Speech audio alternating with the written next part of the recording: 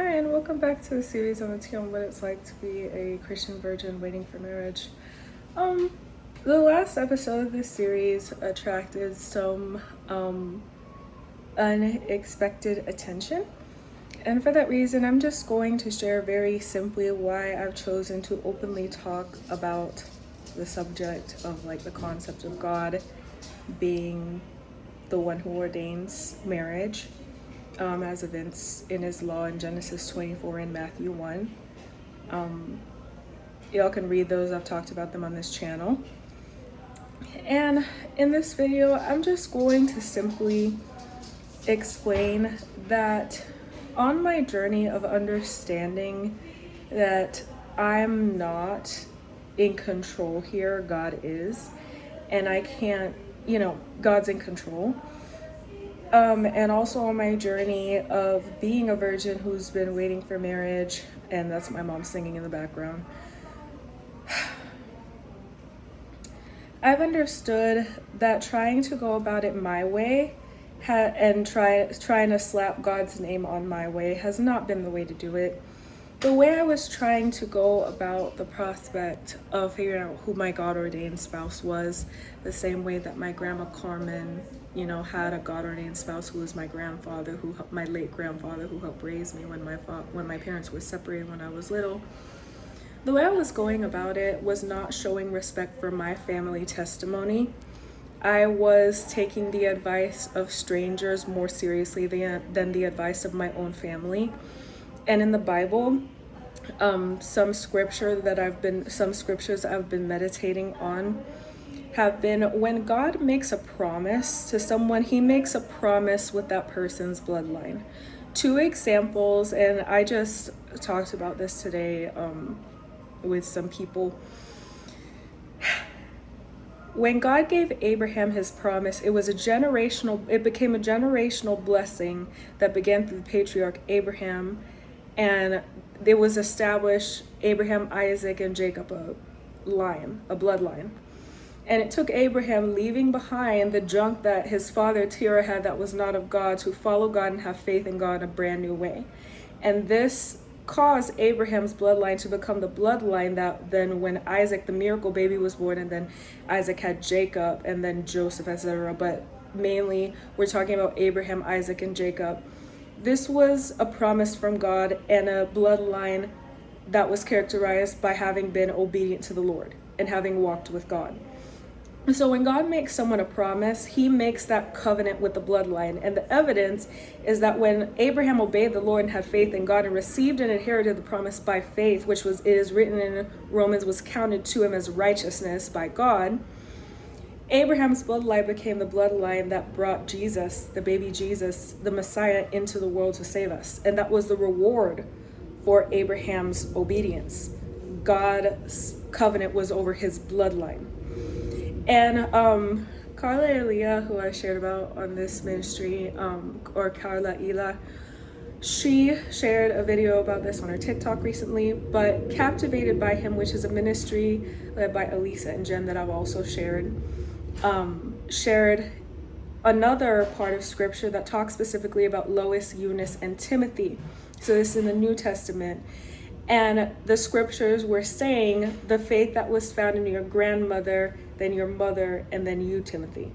So Lois and Eunice I don't remember right now which one was the mother and which was the grandmother, but this is another example of how God, when there was a righteous ancestor and someone in the bloodline, then the descendant was blessed, but the faith of the ancestor was recognized in the process of that generational blessing in the New Testament. So we have Abraham, Isaac, and Jacob in the Old Testament, and Lois, Eunice, and Timothy in the New Testament as examples of this.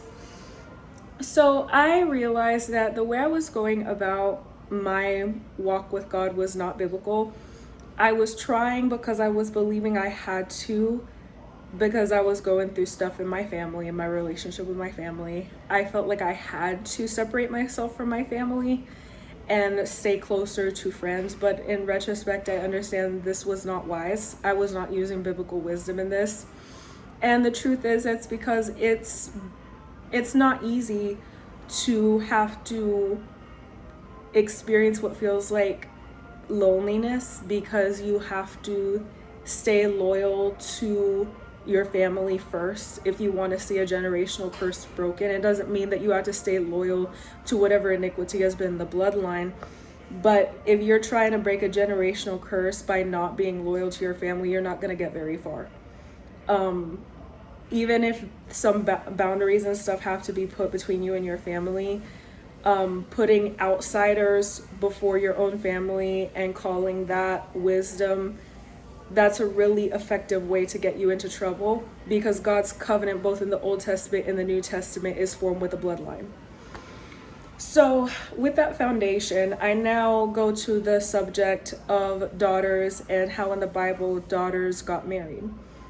In the Old Testament, it is written in Exodus that a father had control of his daughter's ability to marry. And it was the father because of headship, the same way that a husband has headship over his wife.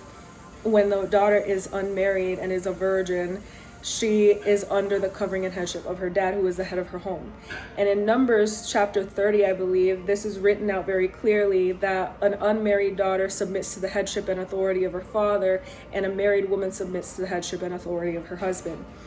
So that's another thing I got really wrong on my journey. I was not opening up to my dad, and I shared it's because I had some trust issues with my father as a result of my parents having been separated and me not having been raised in my childhood by my dad. So another error that I made in judgment was not opening up to my father and not allowing my father his biblical rights. Since I'm calling myself a Christian woman of God, I wasn't obeying the Bible and giving my father his proper authority over God's selection of my spouse.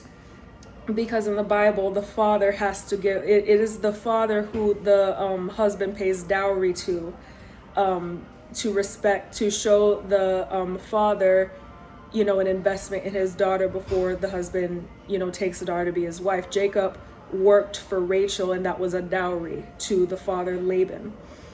So that's another thing I got wrong. I wasn't taking the matter to my dad of who, God ordained my husband to be.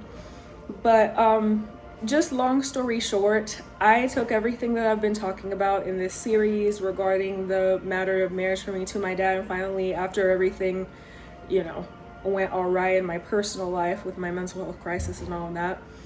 And my dad has been interceding for me. And my promise and vow that I made to God and to my dad was that since I am a virgin, like these Old Testament girls of Israel were, I'm going to go about this the Old Testament way, and I'm going to let my dad decide who I'm going to marry. And after taking it to my dad and letting him intercede for me every single day, my dad already decided that God, said what he said. And so because my dad made a decision to not let me so far, because God hasn't said that to either of us, even though my dad, who was the priest and head of my home, has interceded, my dad hasn't given me a release to assume any other guy could be the one, other than the one that other people were telling me was my husband. And even though that's not easy for me to say publicly, people have become invasive about my personal life, and the only thing I can say is I'm a daughter, my dad is the head of my home, and so if y'all have questions, you can take it to my dad.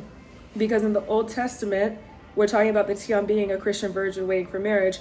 That's how Israelite virgins managed their marriages. It was all under the authority of their dads. And the matter of giving a bride away was under the authority of her dad.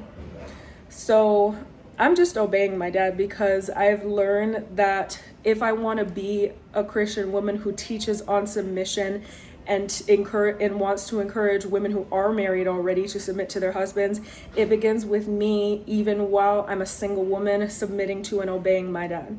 Because right now, even though I don't have a husband who is the head of the home, because I've never been lawfully wedded, I have my dad who is the head of my home.